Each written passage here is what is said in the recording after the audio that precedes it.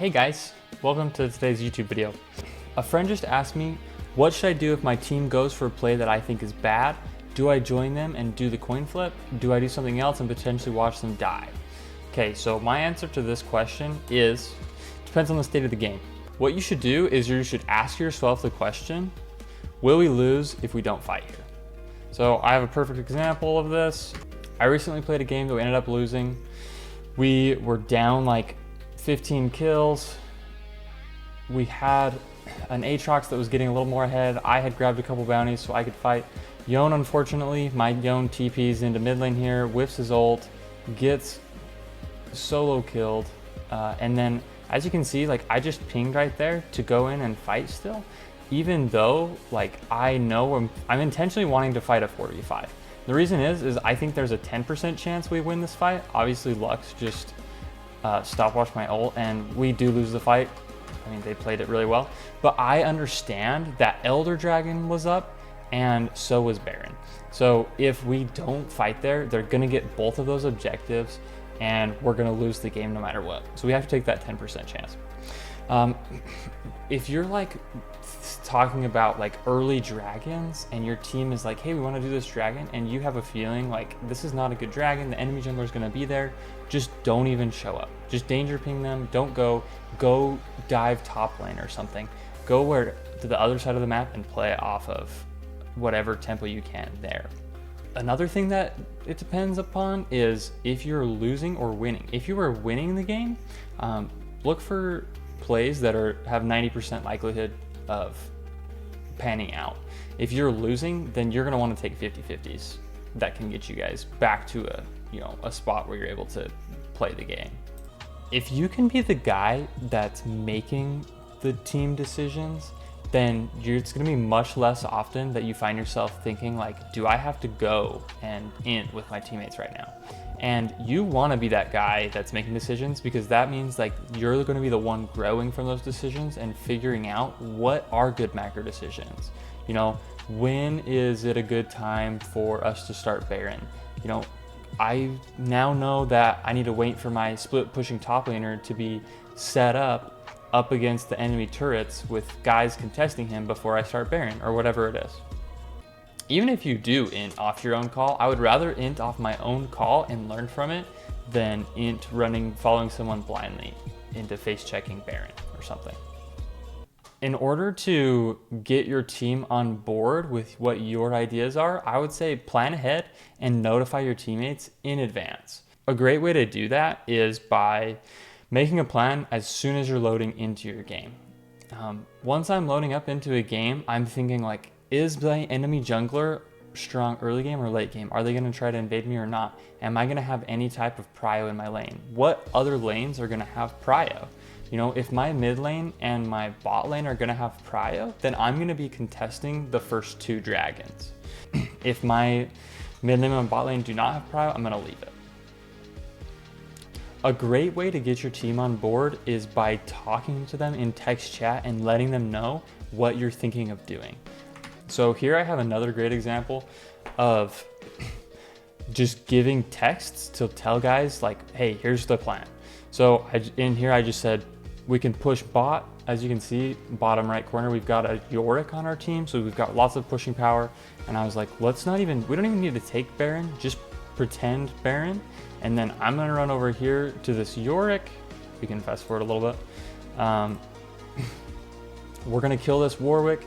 And we were ahead at this point in the game, so really we just needed to get the enemy team like out of base enough and like out of a lane enough to where we could push and grab another inhib and just create more pressure on their nexus. So we were able to do that. Lux is here. I flash and I'm able to kill the Lux. So now Warwick is, we pushed Warwick out of base, so he's nowhere to be found. We were able to kill Lux.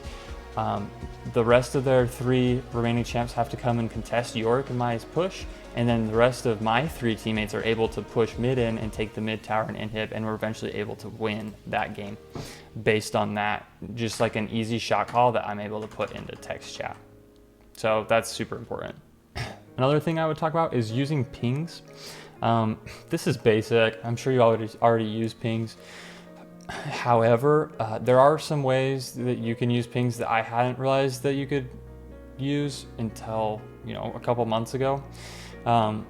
If your teammates aren't where you need them to be, it's not a bad idea to caution ping them and then assist me ping wherever it is that you do want them to be at. That happened to me, and that's because most people are going to just go do whatever's closest. They want to be productive, right?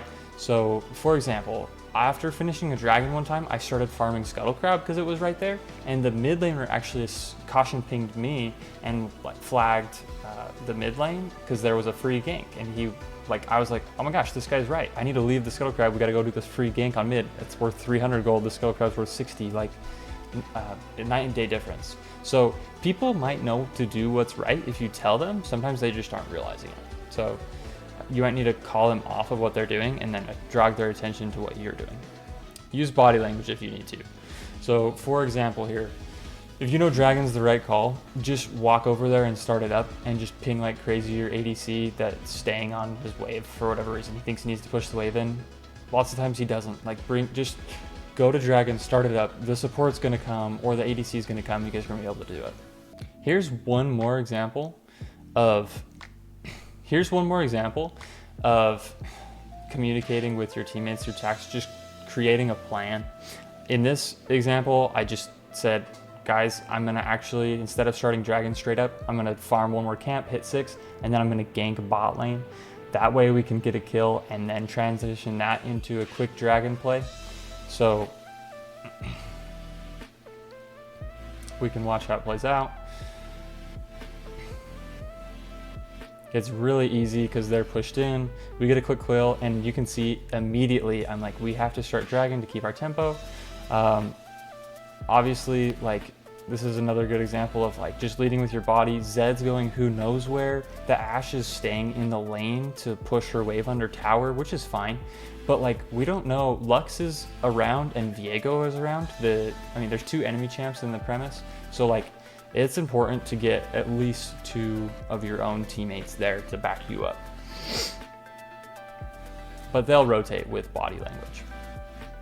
So immediately after this too, here's an example of just danger. You don't have to ping on the teammate. Sometimes they'll get offended. So I just pinged next to that Zed, and then I actually texted him in chat here. I pinged Viego's alive. First of all, he's right following his blue buff right there. So him and Lux are gonna kill him. And I just texted him Lux is baiting you. So he knows why I'm pinging him. Okay, some final random thoughts that didn't really fit into a category, but I thought they were important for just making decisions as a team. On objectives like dragon, you need to pull it out. It's important that you pull dragon out of the pit so that you can leave if you want to. You need to be willing to adapt. So if you recognize, if you call the shot that it's time to do dragon, but then you realize holy crap, I'm actually out of time. These guys are here to contest and you're not the stronger team. You can just leave it, and you should, and leave whoever can't get out. You guys just need to leave. I said this at the beginning, but ultimately you're responsible for your own inting. Don't go run with your support to go contest dragon when you know that the mid laner's there, the jungler's there, and the bot and support are already there.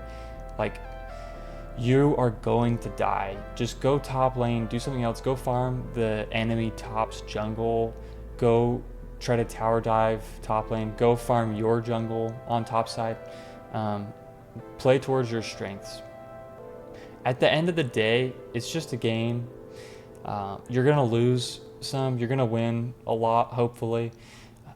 Alois once said that you really only have control of 3 in 5 games that you play. One of them is auto won because you've just got some cracked teammate, and the other one is just auto lost because you've just got teammates that suck. So there's really only every 3 in 5 games where you actually have a say in what happens, and you're not going to play perfectly either all the time. So just do your best. Don't stress too much about always making the right call. If there's a 50-50 coin flip fight and you don't know whether you guys win or not, take it sometimes, because eventually, like, you're gonna learn from those fights whether they're winning fights or not. So, and that's what's gonna help you get out of gold or whatever ELO that you're in. I hope this video is helpful. If there's anything that you're wanting to know more about in League of Legends, please let me know in the comments and I will gladly make a video on it. Just remember, those wins out on the Rift aren't just for you, they're for the boys as well.